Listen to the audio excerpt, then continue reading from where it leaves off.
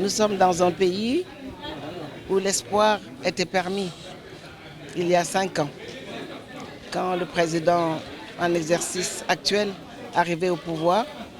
En 2012, c'était le président de l'espoir. Et malheureusement, les ruptures annoncées, l'espoir chez les jeunes a été largement déçu. Et nous voulons, nous, au PVD, faire une politique de vérité, car nous pensons que les politiciens ou les hommes politiques, d'une manière générale, sont plus ou moins rejetés par les populations, parce qu'ils font des promesses qui ne tiennent pas. Il faudrait que le tir soit rectifié pour que, en 2017, lors des législatives, qu'on puisse trouver une force d'équilibre face à un exécutif ultra fort, que le pouvoir législatif puisse jouer sa partition avec la force qu'il lui faut et en toute liberté, ainsi que le pouvoir judiciaire, et qu'en 2019, si Dieu le veut, qu'on ait peut-être quelqu'un d'autre à la tête de l'État du Sénégal. Nous ne sommes pas un parti d'opposition, mais nous ne sommes pas non plus un parti de la mouvance présidentielle. Nous avons été de tout temps, depuis l'activation de ce parti en 2004, un parti de régulation à équidistance entre les forces et de la majorité et de l'opposition. Les femmes, d'une manière générale, sans jeter la pierre aux hommes, les femmes sont très innovatrices.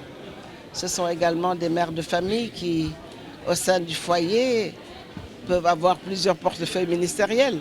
Si le foyer était un gouvernement, elles auraient le ministère des Finances, le ministère de la Santé, le ministère de l'Éducation nationale, le ministère de l'Intérieur. Presque la femme joue tous les rôles dans la société.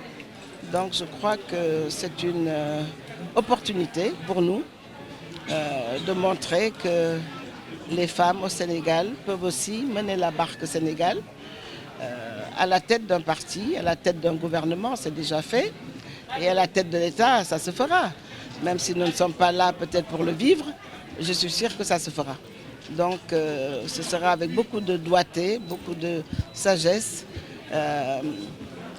beaucoup d'humanité que nous allons mener cette mission pour rassurer tout le monde, recréer l'espoir dans les cœurs et dans les esprits, faire revenir les jeunes qui pensent que ce n'est qu'en voyageant qu'on peut trouver le bonheur, en leur disant que Tuki taxul a tekki.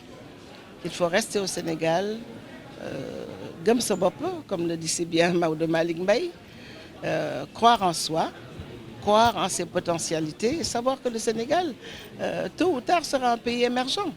Vous avez vu qu'il y a le gaz, il y a le pétrole, il y a les minerais, il y a toutes les ressources naturelles. Si elles sont gérées de manière vertueuse et transparente, toutes les générations pourront en profiter.